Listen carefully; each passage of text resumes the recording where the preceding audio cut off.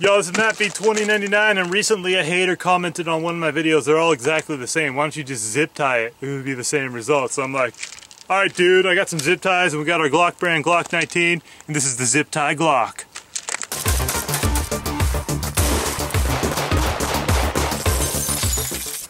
Okay dudes, what we have here is a Glock 19 with a Glock 17 mag in it and I don't know, 10 or 15 rounds. It's not full.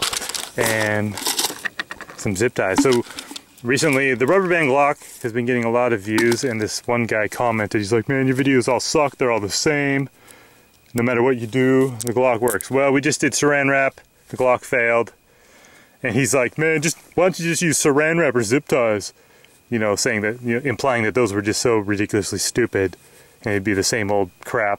So, no way, dude, here I am doing it. Saran wrap was a good video because it actually defeated the Glock handily. Now it's time for zip ties, brah. Okay, so a lot of hate on the rubber band Glock. People don't understand. Number one, Glocks don't have safeties. They're designed to be safe. They will not fire unless you pull the trigger. I could pretty much do anything except heat it up to about 420 degrees where the primer will ignite. But short of that, the Glock will not fire. You could throw this, you could throw it from an airplane loaded. It won't fire when it impacts unless something pulls that trigger. So we got one zip tie on our Glock. Is that going to defeat the Glock? Probably not. It's a Glock. Oh snap, it failed! Oh snap! Let's put two on there.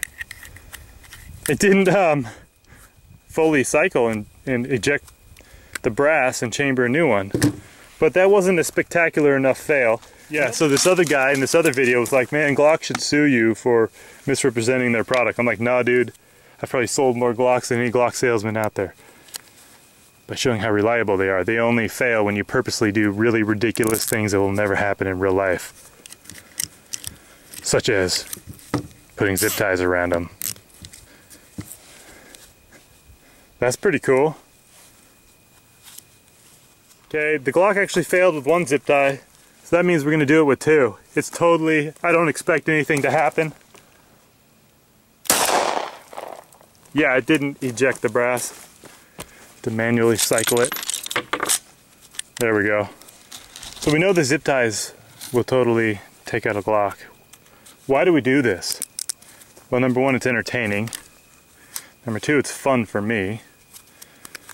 People watch it. If nobody watched them, what the haters need to realize is for every hater, there's a lot of lovers who encourage this and find it entertaining, and they like seeing their favorite gun perform and get the shit kicked out of it and come back again and again.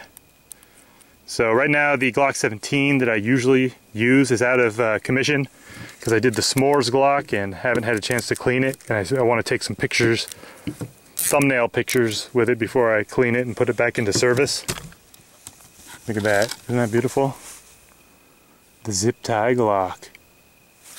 Alright, so let's see if it'll work. Nope, didn't work. But anyways, that was a demonstration on how to disable an enemy combatant's Glock. Just zip tie it. There's nothing he'll be able to do.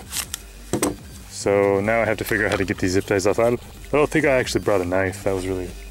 Oh, we're stuck on that. It's easier to get over that. Oh yeah, there we go.